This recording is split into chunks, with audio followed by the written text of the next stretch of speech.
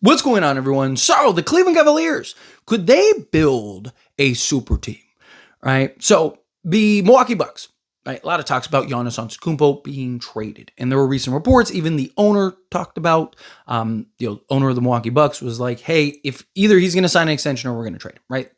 Basically said, it's how it works, right? You're not just going to let a superstar like Giannis just leave. So, either we're going to trade him or he's going to sign the extension. And it just feels like the writing's on the wall.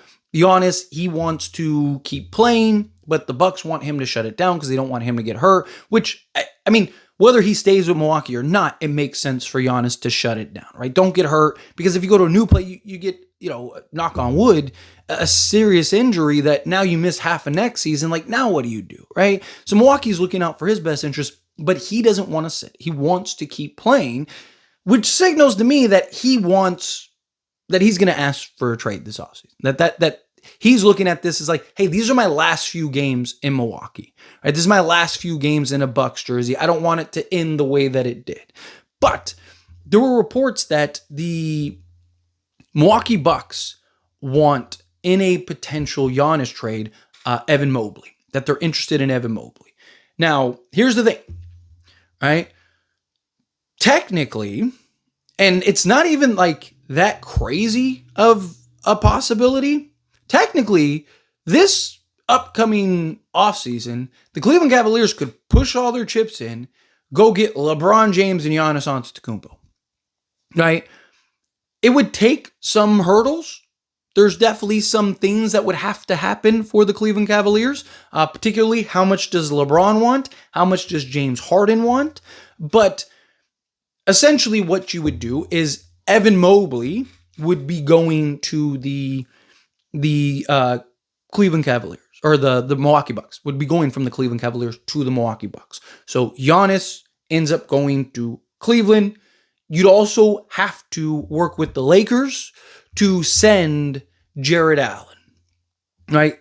The problem is would the Lakers want to help you facilitate not only landing LeBron, but also Giannis Antetokounmpo? Now, technically, LeBron could just go sign a vet minimum, and there you go, right? But they would also need to get off of Jared Allen. Essentially, the Cavs would have to basically salary dump Jared Allen, because you'd have to get under the apron. Like, there would be hurdles, but it's not impossible, right? James Harden could opt out, get a new contract.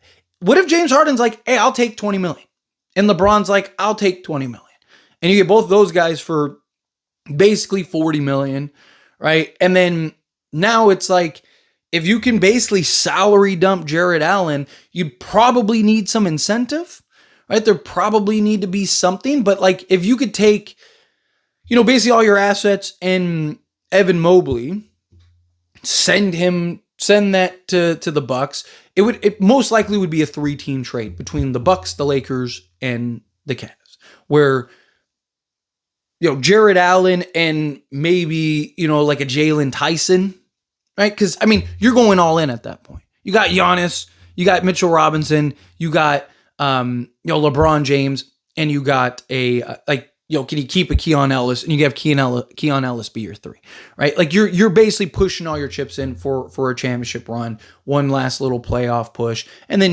James Harden and LeBron would fall off the books in a couple years, right? So you just basically have Donovan Mitchell and Giannis Antetokounmpo. Giannis would have to be willing to play the 5, right? And again, you'd have to have buy-in from everybody. But essentially what they could do, again, there'd have to be other deals in the works, stuff like that. But essentially they could do, here's Jared Allen, here's Jalen Tyson, right? Sign and trade for LeBron James. Problem is that would hard cap them, right? So it really, again, there's factors that need to go into play. One, how much, again, salary LeBron wants to take. How much is James Harden willing to take? The advantage that they have is LeBron James and James Harden, where they're at their tail end of their careers. And James Harden hasn't won a championship yet, and is arguably the greatest player to never win a championship.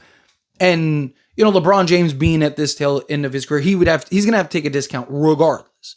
So really, it's also how much is the salary cap next season, right? Because again, you're talking Giannis, and Donovan Mitchell. Yeah, you're talking basically $100 million between those two, and then talking like $140 million between LeBron and, let's say, James Harden. What does your depth look like? What does all that look like? But I mean, especially the way LeBron James has bought in and accepted more of that off-ball role, that kind of role player role, right? And he's thriving in that role.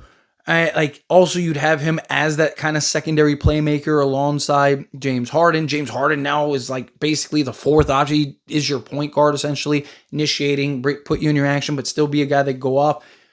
The real question is, can those four coexist? Now, as a Laker fan, I have seen,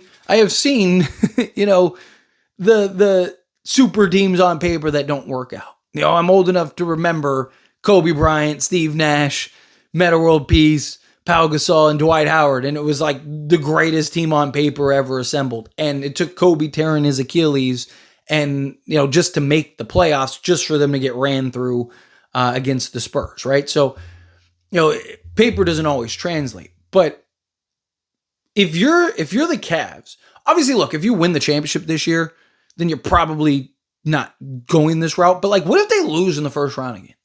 It's like, and you have a chance to go get Giannis Antetokounmpo and LeBron James.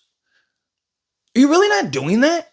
You also, look, there's already talks about Donovan Mitchell potentially departing, Donovan Mitchell potentially leaving, right? And this wouldn't happen under normal circumstances. But given LeBron's age and where he's at and going on a farewell tour, and also he could get, there's talks about him making 40 to 70 million on a farewell documentary, right? Like there's circumstances that make this possible, right?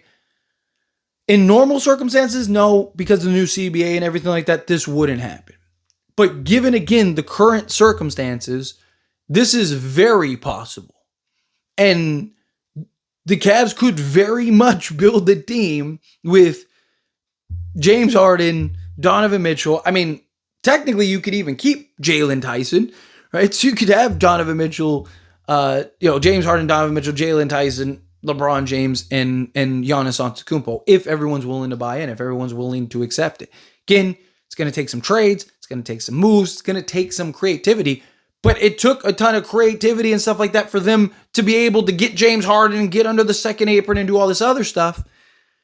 So they've already proven that they can figure it out, that they can get things done when needed. And if you have a chance to add LeBron James and Giannis Antetokounmpo this upcoming offseason, how do you say no to that? Just saying. But anyways, always, this is a discussion, a past question. You let me know your thoughts and opinions down in the comments. That being said, if you haven't liked this video, hit that like button. Helps me out. Enjoy these types of videos.